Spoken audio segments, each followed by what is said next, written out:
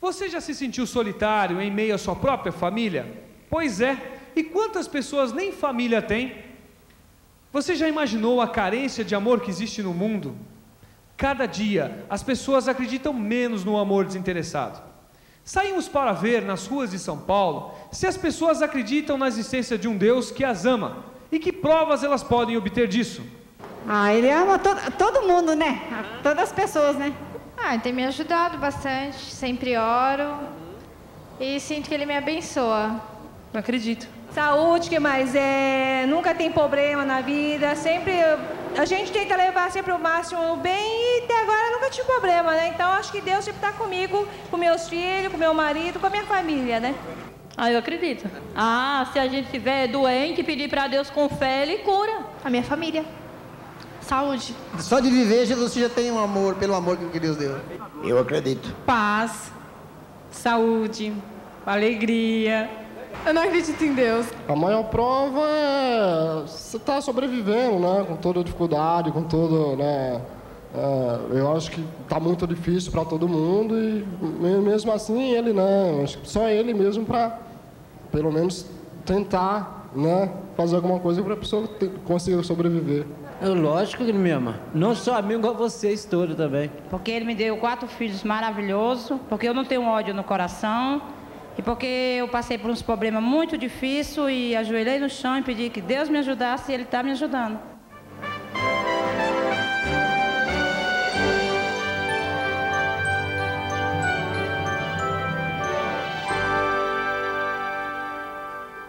Como é bom sabermos que temos a presença do Espírito Santo em nosso meio. Isso é demonstrado também através da presença dos santos anjos. Aproveite esse momento. Deixe Jesus entrar em teu coração. No seu Deus, no santo monte,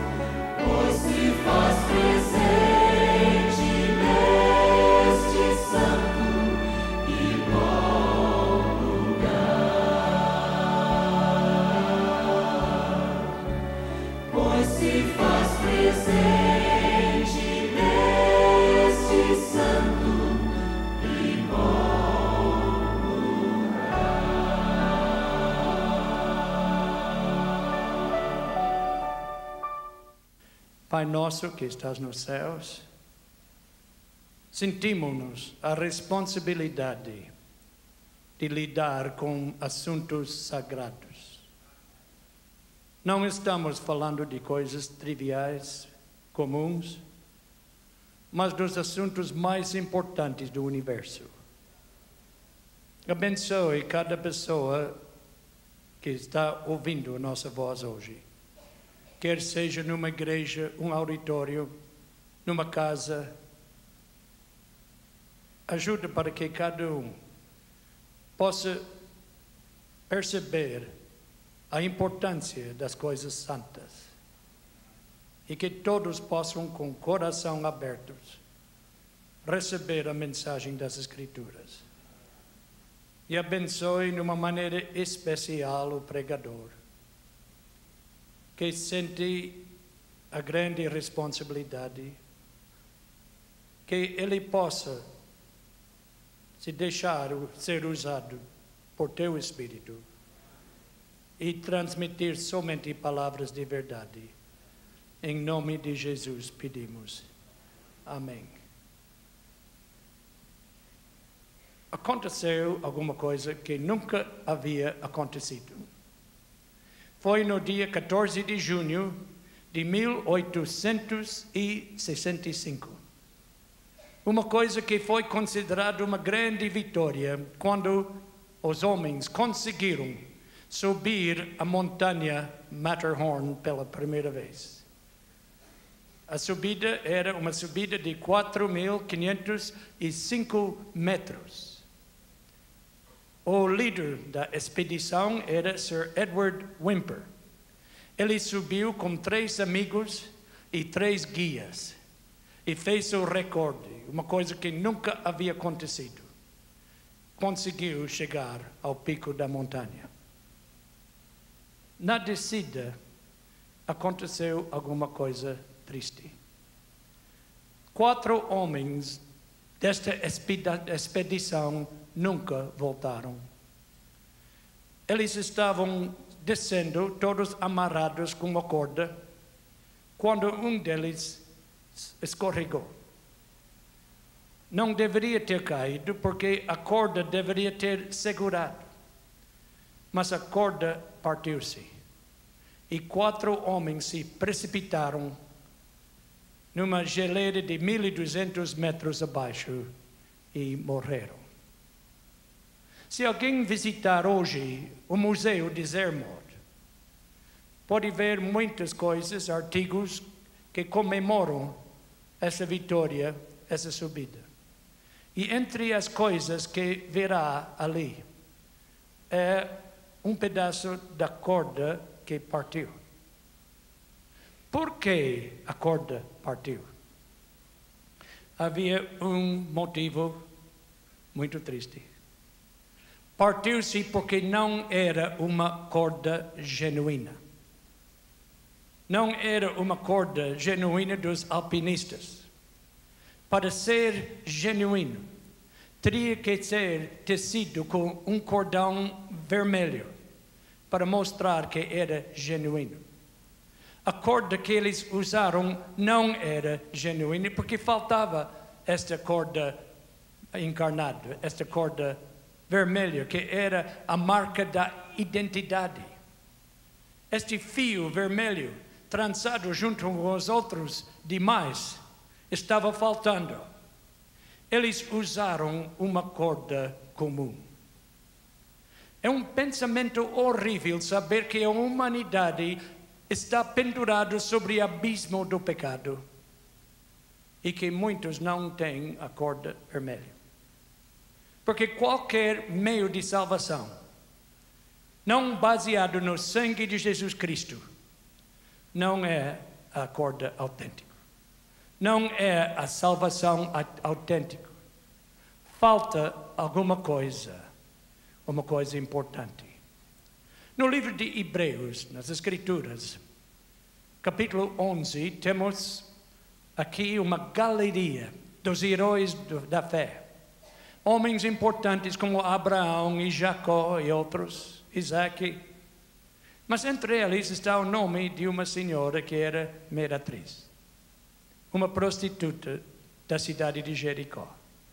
E a Bíblia disse sobre ela: pela fé, ruíram as muralhas de Jericó, depois de rodeados por 7 dias. Pela fé, Raabe, a meretriz, não foi destruído com os desobedientes, porque acolheu com paz aos espias.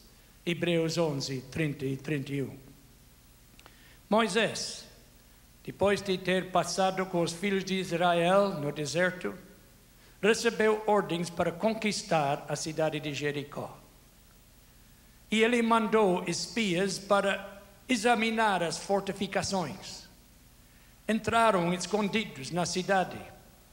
E quando estavam lá na cidade, o rei descobriu que estavam lá. E mandou pessoas buscá-los porque queria matá-los.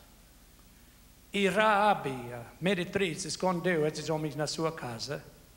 E depois, durante a noite, ajudou eles a escapar com a corda descendo eles da muralha.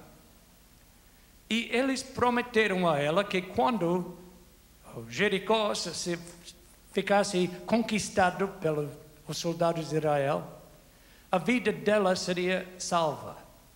E ela teria que colocar um fio vermelho, pendurar da janela dela. Assim os soldados teriam um sinal de poupar a vida dela. Este fio vermelho significava a sua salvação. Na Marinha Britânica, eles têm cordas para amarrar os grandes navios. Essas cordas também não são genuínas, se não tem o sinal de ser traçado com um fio vermelho. Porque este é o sinal de autenticidade das cordas. Jesus estava na última ceia com os discípulos. Lá ele anunciou que um dos discípulos ia o trair. Ele passou para o jardim de Getsemane. E lá, em sua agonia, ele ficou carregando os pecados do mundo sobre as suas costas. Quando chegou a turba, era um grupo de soldados absurdo, chegando armados, com muita força, para apreender um homem desarmado. Que absurda disposição de homens e instrumentos para capturar um homem só. Que ridícula exibição de força e crueldade, quando ele não estava armado. Chegaram lá com Judas, que o identificou com um beijo, e o prenderam. Com tantas armas e tantos soldados, tudo isso para capturar um homem desarmado e totalmente fatigado e cansado. Nós podemos ver a vida dele nos últimos dias, como ele foi tratado. Agora capturaram e amarraram as suas mãos e levaram ele para ser julgado. Eu quero perguntar a todos, com que tipo de cordas podia amarrar o Criador do Universo? Que tipo de corda podia segurar as suas mãos? Aquele que criou todo o universo. Será que essas cordas podiam segurar as mãos do Criador? Será que existem cordas físicas que podem amarrar um ser espiritual? João 18, 12 disse, lendo as palavras, assim a escolta, o comandante e os guardas dos judeus prenderam Jesus, manietaram-no. João 8, 12. Amarraram as suas mãos, usaram toda a força como se estivesse procurando um animal, ou um dos piores criminosos. Mas nós temos motivos, 2 razões para saber que tudo o que eles fizeram era desnecessário. Em primeiro lugar, não existem correntes, cordas ou algemas que pudessem apreender as mãos que criaram o universo. Em segundo lugar, Jesus não tinha intenções de fugir. Ele não estava com planos de escapar. Não precisava essa força. Nós podemos ler na Bíblia que ele não tinha plano nenhum de escapar. Lemos nas Escrituras, por isso, ele disse: "O Pai me ama, porque eu dou a minha vida para a resumir. Ninguém a tira de mim, pelo contrário, eu espontaneamente a dou. Tenho autoridade para entregar e também para reavê-la. Este mandato recebi de meu Pai." João 10, 17 e 18. Jesus disse, ele não estava sendo forçado a dar a vida para nós. Ele voluntariamente ofereceu a vida, por isso as armas e os soldados eram desnecessários. Mas lemos mais nas Escrituras. Ele disse, acaso pensas que não posso rogar meu Pai? E ele me mandaria neste momento mais de 12 legiões de anjos. São Mateus 26, 53. Quantos anjos são 12 legiões? 12 legiões de anjos seriam 72 mil anjos. Não soldados terrestres, mas soldados espirituais com força divina, chegando. Um exército tremendo. 6 mil anjos para cada um dos 12 discípulos. Ele poderia ter chamado 72 mil anjos para o proteger, e esses soldados, com todas as suas armas e com toda a sua força e com toda a sua experiência na guerra, não poderiam fazer nada. Mas Jesus não fez, porque Jesus entregou a sua vida voluntariamente. Mas eu quero dizer uma coisa. As cordas que amarraram as suas mãos eram cordas que nem o Criador podia arrebentar. Eram cordas tão fortes, porque foram tecidos com os laços de amor. E amor é mais forte do que cordas ou correntes ou algemas. O que amarrou as mãos de Jesus foram os laços do amor. Aqueles fios ensanguentados, tecidos nas cordas que o prenderam na cruz, foram feitos do grande amor que ele mostrou para ti e para mim. O amor tão grande que ele não chamou 72 mil anjos para o livrar. Não se importou com o vexame e a dor que ele sofreu. Porque ele te amou. Qualquer pessoa ouvindo minha voz, quero dizer uma coisa. Não importa quem é você é tão precioso diante de Deus, que se você fosse o único pecador, a única pecadora, Jesus teria morrido em teu lugar.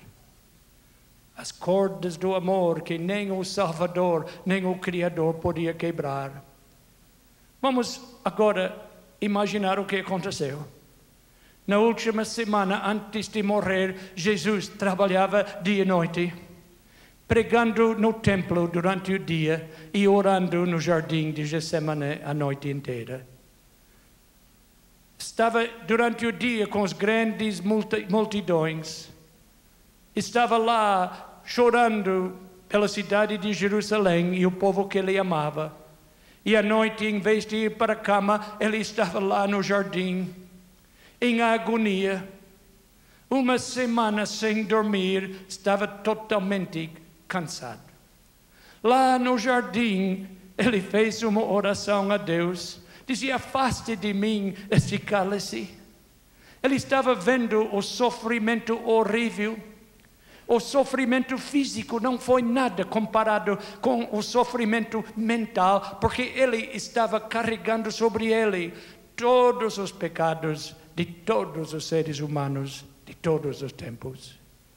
Ele dizia, afaste de mim este cálice. Que cálice? Meus amigos, não foi seu cálice. Este cálice não foi o cálice de Jesus, foi meu cálice e seu cálice, nosso. Jesus não estava carregando os pecados dele porque não tinha pecados. Cada vez que eu peco, eu estou colocando mais dor nesse cálice para ele. Ele estava levando sobre ele os pecados de todos os seres humanos. E quem preparou este cálice? Quem preparou a porção? Você e eu. Os seres humanos. Ele estava carregando seus pecados e meus. Nós misturamos a bebida. Nós misturamos a bebida feita dos nossos pecados e ele precisou tomar o cálice e levar o nosso sofrimento. Vamos recapitular um pouco esses últimos acontecimentos. Ele levado lá preso como um pior criminoso. Que vexame, que coisa horrível. Que coisa deve ter sido para ele deixar mãos ímpias amarrar as suas mãos sagradas, aquelas mãos que abençoavam o povo, aquelas mãos que sempre queriam ajudar as pessoas. Arrastaram ele fora lá como criminoso. E ele silente, não falando uma palavra, mas ele quebrou o silêncio afinal. A Bíblia diz em São Mateus 26, então uns cuspiram-lhe no rosto e lhe davam murros, e outros o esbofeteavam, dizendo, profetiza-nos, ó Cristo, quem é que te bateu? Aqui havia crueldade mental, pior do que o sofrimento físico. Fazendo pouco dele, fazendo tudo com acusações falsas, com testemunhas mentirosas, com insultos judiciais, com tratamento brutal. E Jesus não respondeu. Como um cordeiro, ele ficou silente. Aceitou tudo sabendo que ele não merecia nada disso, mas eram nós que merecíamos. Ele ficou quieto e foi levado ao tribunal. E lá aconteceu uma coisa pior. Muito pior do que todos os insultos dos inimigos. Agora o seu coração foi esmagado, não por inimigos, mas sim pelo melhor amigo. Um amigo íntimo. Uma voz do pátio esmagalha a própria alma do nosso Senhor. Uma voz que ele conhece, uma voz de uma pessoa que andava sempre com ele. Com juramentos e maldições, Pedro esmaga o coração do seu mestre. Ele nega Jesus 3 vezes. Ele fala com maldições, eu não conheço este homem. E Jesus sofreu mais do que com isso, do que com todas as coisas que os inimigos fizeram. E lá, de um lugar daquela escuridão fria e misterioso que pairava sobre Jerusalém, vem o canto solitário de um galo. E Pedro se lembrou das palavras de Jesus, dizendo que ele ia negar Jesus 3 vezes antes que o galo cantasse. Há uma tradição, não sei se é verdade, que nunca mais na sua vida Pedro conseguiu ouvir um galo cantar sem se lembrar deste incidente. Mas depois continuamos. As coisas horríveis, o açoitamento, os evangelhos, São Mateus, São Marcos, São Lucas. Os escritores conheciam o vexame do açoitamento. Por isso não tomaram tempo para explicar, porque era horrível demais para explicar. A pessoa era amarrado, com as costas nuas, e depois usaram um chicote, chamado de flagrão. Como esse flagrão foi feito? O flagrão foi feito com correntes ou tiras de couro curtidos em salmoura para ficar bem duro. Mas não somente isso, para tornar a tortura pior, pedacinhos de metal ou ossos foram amarrados nos chicotes, com o propósito de cortar a pele. Por isso, era uma lei dos romanos que ninguém podia receber mais de 39 açoites, porque nenhum corpo humano aguentaria mais. Imagine a cena agora, esta cena sanguinolenta. Ouça agora os unir dos açoites a serpentear pelos ares. Ouça o golpe surdo ao atingirem o seu alvo. Ouça agora essas coisas e veja os fragmentos de carne sendo arrancados do corpo de Jesus. Veja o sangue a jorrar e pingar nas pedras, deixando-as molhadas e escorregadias. Pode imaginar o sangue jorrar e pingar nas pedras. Pode imaginar o corpo de Jesus tão mutilado que dificilmente teria sido reconhecido, nem pelos amigos. E cada vez que ele recebeu um açoite, o comandante deu ordens para continuar. Uma coisa curiosa, porque geralmente os açoites foram dados nas costas. Mas pela Bíblia nós sabemos que Jesus não somente recebeu nas costas, recebeu até na cara. Tem vários textos bíblicos que indicam isso.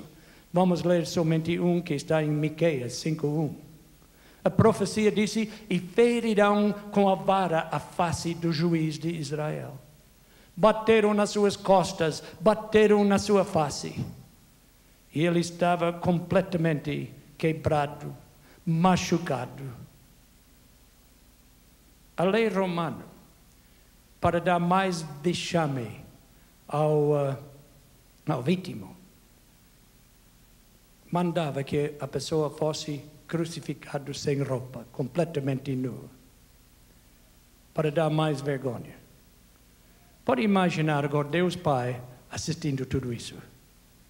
Deus Pai viu os açoites, ele assistiu ao julgamento, ele assistiu ao esbofeteamento, ele testemunhou as cuspidas no rosto do seu filho, ele viu e ouviu as zombarias e a mofa, ele viu o espancamento. Por que o pai não fez nada? Porque o pai ficou silente vendo tudo isso. Como ele poderia se controlar vendo seu filho sofrer daquela maneira? Ele não somente ficou quieto, mas ele até ordenou que isso acontecesse. Por quê? Porque eu creio que Deus, o Pai, estava amarrado com as mesmas cordas do seu filho. O que seria mais difícil para um pai? Ser maltratado ou ser amarrado e assistir seu filho ser maltratado? Eu não sei quem sofreu mais, o pai ou o filho. Mas Deus, o Pai, sofreu porque Ele não fez nada. Ele deixou que tudo isso acontecesse. E Jesus foi levado ao Calvário, carregando essa cruz pesadíssima. Se lembra a história, ele não conseguia carregar. Estava tão enfraquecido e tão triste que ele caía. E tiveram que chamar um homem de África para carregar a cruz para ele. Chegou lá ao Calvário, pode imaginar os acontecimentos horríveis. Pode imaginar a cena que continuou. Lá colocaram a cruz no chão. E Jesus se deitou de costas sobre a cruz. E então pegaram a mão dele, a mão direita, e colocaram sobre madeiro. E com martelo pregaram com um prego grande, enferrujado. E o sangue foi jorrando. E depois era a mão esquerda, o mesmo tratamento. E depois os seus pés, colocando um em cima do outro para não gastar 2 pregos, pregaram os pés. E em seguida, um grupo de soldados impiosamente levantaram essa cruz, ergueram a cruz com seu tremulante e ensanguentado fardo e afincaram com impiedoso golpe no buraco cavado na pedra, causando dor insuportável para meu Jesus. E depois colocaram ele na cruz, que era o instrumento mais cruel, mais horroroso de castigo do governo romano. O Cícero uma vez disse que um cidadão romano nunca podia ser crucificado. Ele disse: amarrar um cidadão romano é o crime. Ele disse: açoitar um cidadão romano é um absurdo. De matar um cidadão romano seria assassinato. Mas ele disse: crucificar um cidadão romano, ele disse: não tem palavras para descrever o horror. E Jesus lá da cruz clamou: Pai, perdoa-lhes, porque não sabem o que fazem. Esta oração foi feita em meu favor. Meus pecados ajudaram a matar o meu Salvador. E o que ele disse? Pai, perdoa-lhe seus pecados. Mas ele disse: Pai, perdoa-lhes, porque Jesus é um Jesus de perdão. É sua especialidade perdoar pecados. Cada pessoa carregada com fardo de pecado, sendo esmagado com o pecado, pode saber que Jesus tem uma especialidade, e isso é perdoar. Ele quer lhe perdoar. Lá nessa cruz tão horrível, o mais cruel, o mais desgraçado, o mais diabólico instrumento de execução, Jesus teve que sofrer em meu lugar e teu lugar. Eu quero perguntar agora: o sofrimento foi excessivo? Vamos parar e pensar. O castigo foi demais? Lembra-se que ele agora está sendo castigado por todos os pecados de toda a história. Toda a brutalidade dos criminosos, todos os assassinos da história, toda a imoralidade e a sujeira que já passou neste mundo, ele está com tudo sobre ele. Todas as coisas cruéis de um Hitler que matou milhões de judeus, de um Stalin que matou mais de 20 milhões do seu próprio povo, tudo isso está sobre as costas do meu Senhor. Ele está levando o pecado de todos, porque ele foi amarrado com as cordas de amor. Nunca na história do nosso planeta testemunhou-se tal cena. Era uma novidade. Os anjos nunca haviam contemplado uma coisa igual. Veja o suor da sua fronte, mesclado com sangue lá na cruz, sofrendo por nós. Das suas mãos e pés gotejavam o sangue que tingia as pedras de rubro. As feridas dos pregos estavam a rasgar-se, enquanto o seu corpo pendia suspenso por suas mãos. Mas, acima de tudo, o sofrimento mental da separação do seu pai, Jesus voltou para o céu, mas ele deixou o seu sangue aqui. Esse sangue que ele deixou é uma marca da sua promessa de voltar. Porque ele não se esqueceu deste mundo sujo, pecaminoso, violento, criminoso. Ele não deixou esse mundo para esquecer esse mundo. Ele deixou seu sangue aqui, porque ele volta, porque ele nos ama. E não temos nenhum motivo de duvidar. Nenhum motivo de duvidar a sua promessa. Antes de morrer, não pensando em si, ele lembrou da sua querida mãe. E lá estava João, o apóstolo amado, com a sua mãe. E ele falou palavras bonitas para eles. Ele disse: João, eu amo a minha mãe. Eu estou aqui sofrendo de dores insuportáveis, mas cuida da minha mãe. Ele disse: João, cuida dela. E ele falou para ela: mulher, eis aí o teu filho. E ele falou para João: eis aí a tua mãe. Com todo o sofrimento, ele está pensando em outras pessoas ainda. E lembrou-se de um ladrão, um homem desviado, um homem que havia andado nos maus caminhos, mas que antes de morrer estava almejando a salvação. E lá veio uma oração de um pecador: Senhor, lembra-te de mim quando entrares no teu reino. E a promessa de um Jesus que nunca falha e nunca falta de responder, dizendo: em verdade te digo hoje, estarás no paraíso. Alguém aqui está sentindo o peso do pecado hoje à noite? Fala para ele: Senhor, lembra-te de mim quando vem em teu reino. E virá a resposta pronta.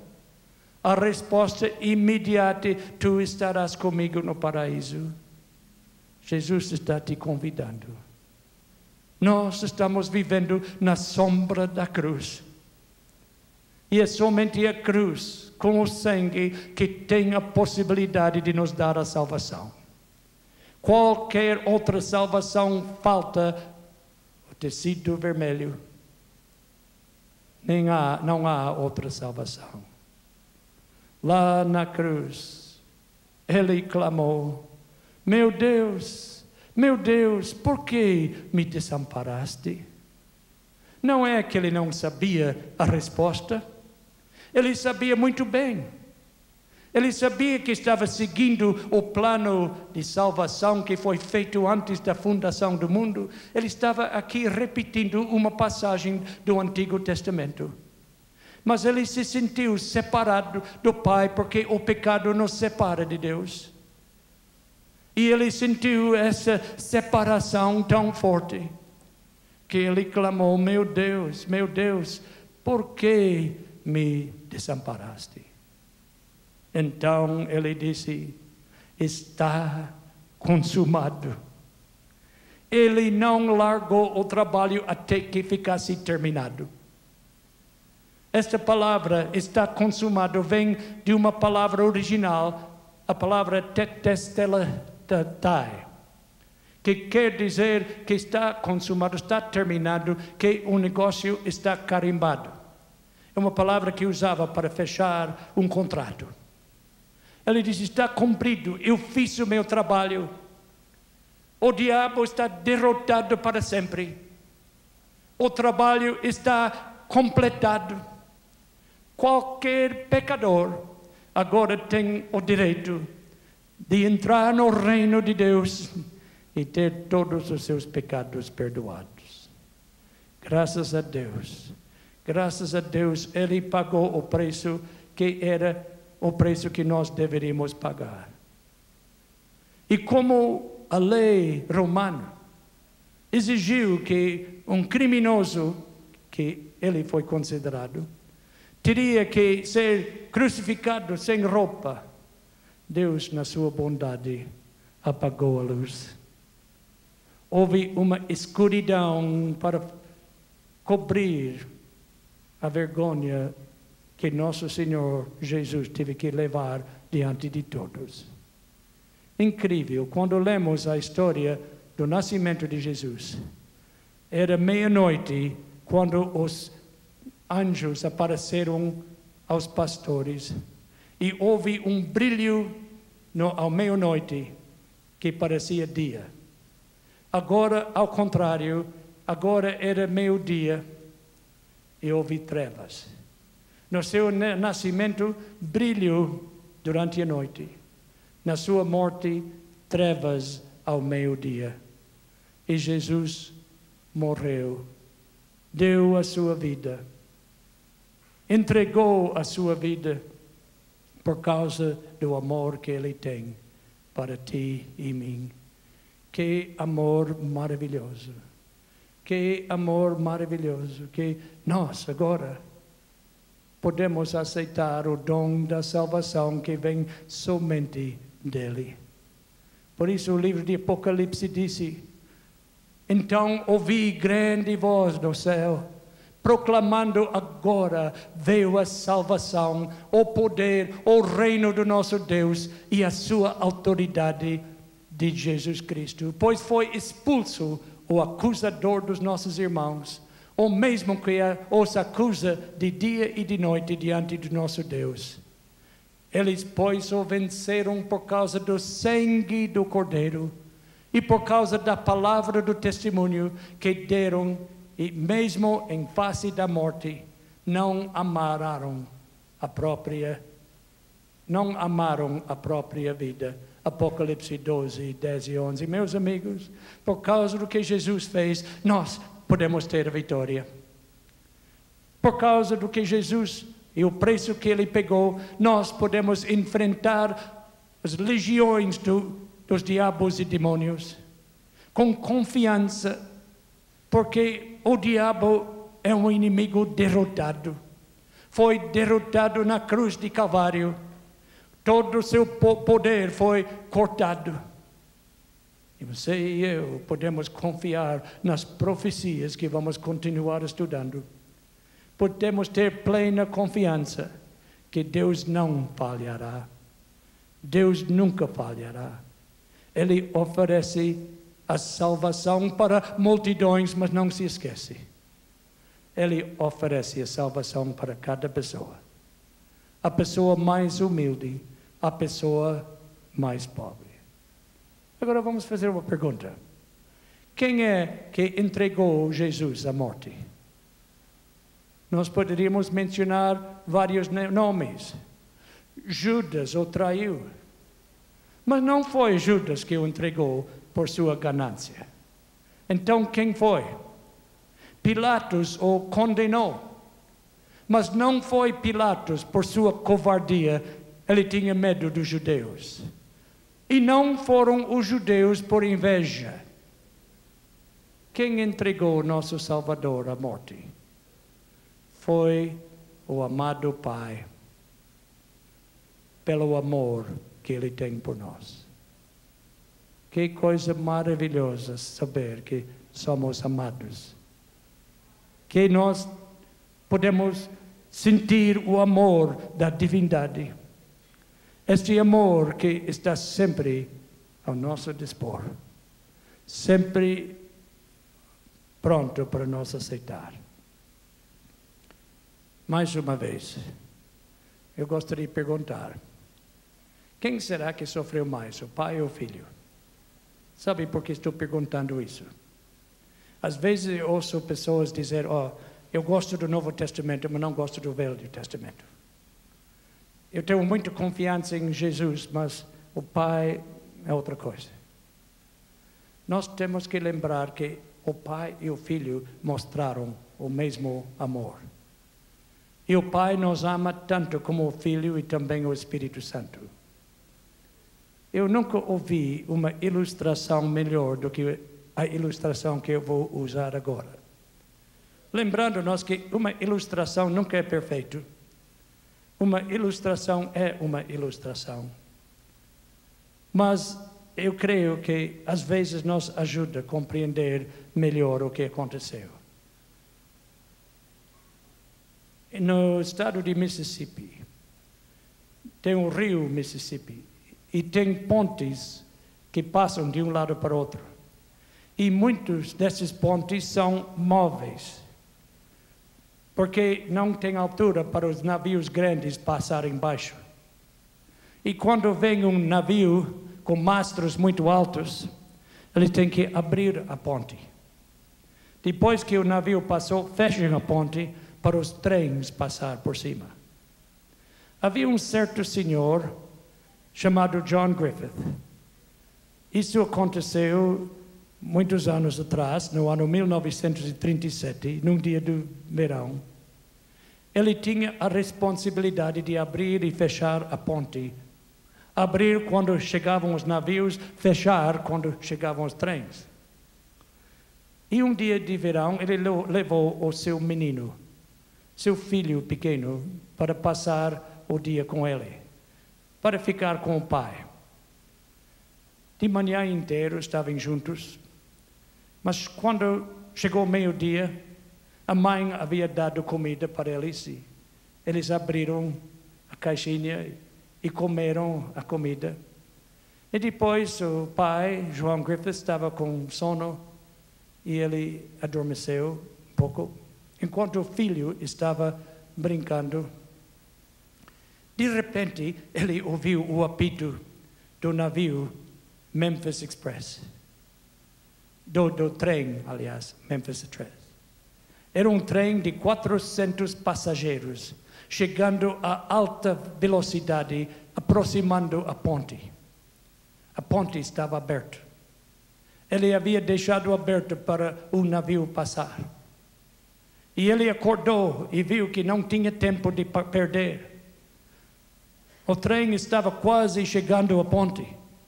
Ele sabia que teria que fechar a ponte rapidamente. E quando ele estendeu a mão para puxar o alavanque que fecharia a ponte, o seu coração congelou.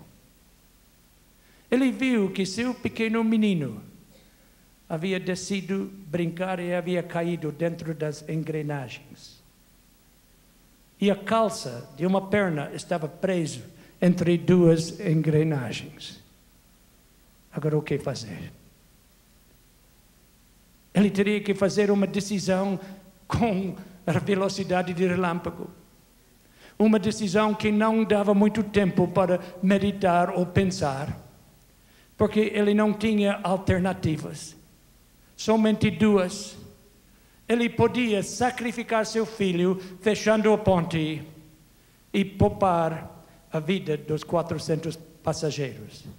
Ou ele poderia sacrificar os 400 passageiros e poupar a vida do seu filho. O trem estava chegando com grande velocidade. Se não fechasse a ponte, cairia no rio e todos os 400 morreriam.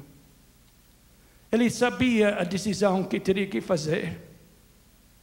Ele baixou a cabeça, fechou os olhos e pegou a alavanca e fechou a ponte. O trem imediatamente passou a ponte. 400 passageiros nunca ficaram sabendo quanto custou a sua vida. Ele sacrificou seu filho porque achou necessário.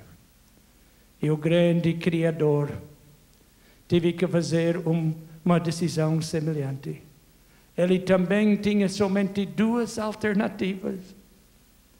Ele poderia sacrificar o seu filho e salvar a raça humana, ou sacrificar a raça humana e poupar o seu filho. Graças a Deus, nós sabemos qual é a decisão que ele tomou.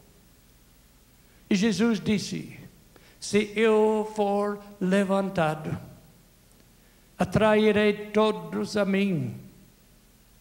Meus amigos, meus irmãos, não importa onde que estejam, hoje eu estou levantando diante de vós um grande imã.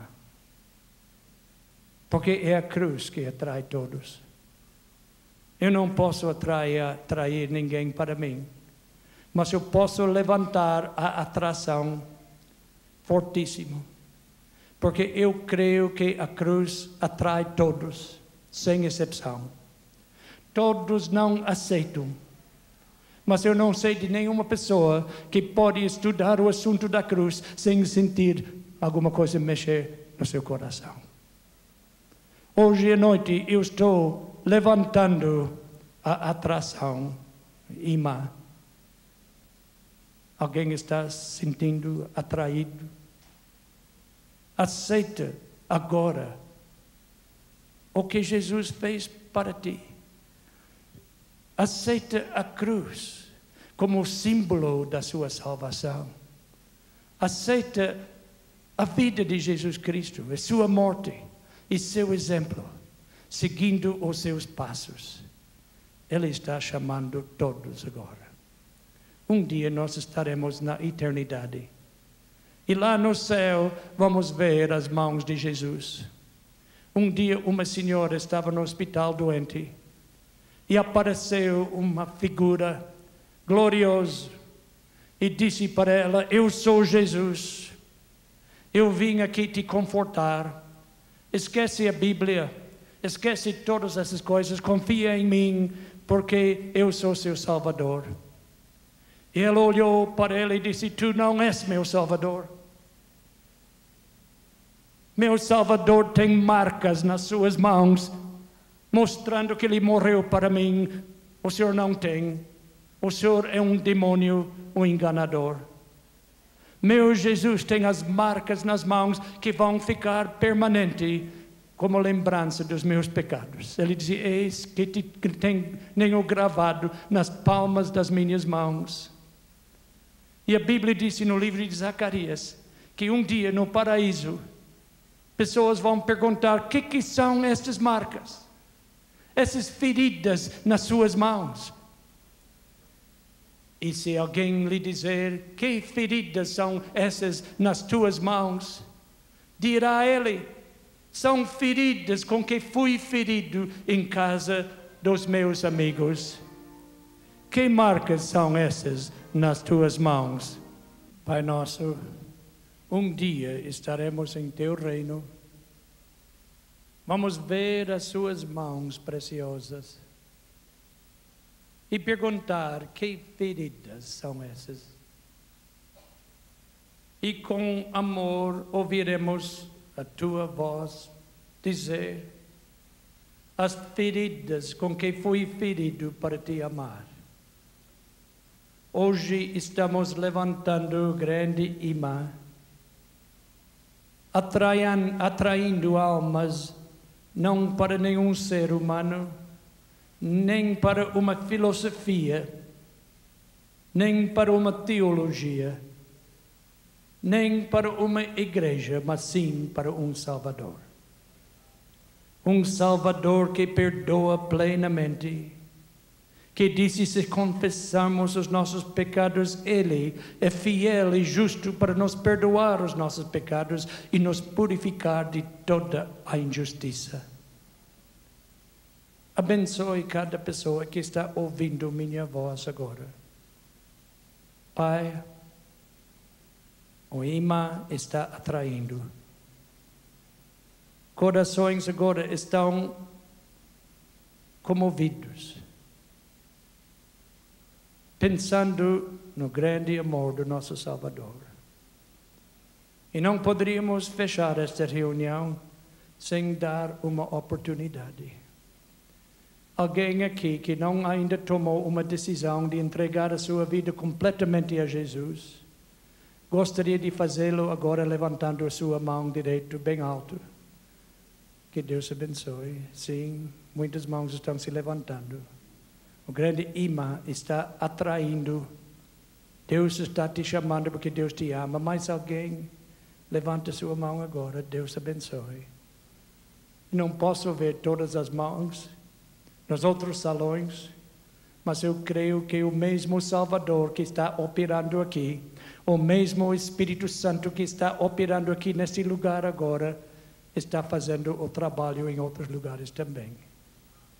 Que Deus abençoe a tua decisão hoje. Pedimos em nome de Jesus. Amém.